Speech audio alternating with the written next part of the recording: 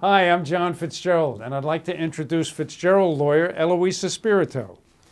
Eloisa graduated from NYU in 1996. She attended Brooklyn Law School and was admitted to practice in 2001. She became a Fitzgerald lawyer in 2002. Eloisa is a Fitzgerald litigation lawyer. She is fluent in Spanish, and she has a specialty. She is charged with getting the money after the case settles and helping the clients with any post-settlement problems. The paperwork can be staggering, especially when there are multiple defendants and insurance companies or when children are involved. She also has to get any liens from medical treatment compromised. Eloisa, how do you get the medical liens resolved after the case settles?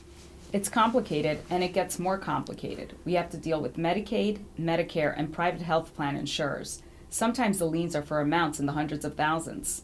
We know what the lien amount is before the settlement, but the federal and state agencies never want to discuss reductions until after they know the case has settled.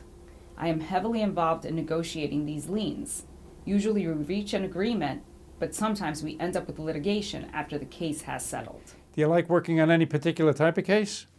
I find it very rewarding to work on children's settlements. We work on big cases and we have a lot of multi-million-dollar settlements, but where a child is the injured person, the court oversees all expenditures at least until the child turns 18. And if the child has cognitive injuries, the court may remain permanently involved. So I am involved with these clients for long after the case settles.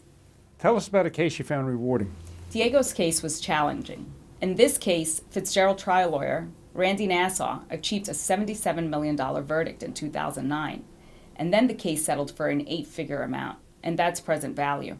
The money was there, but the family wanted a house to live in with Diego, and the court raised a number of issues, which I won't go into.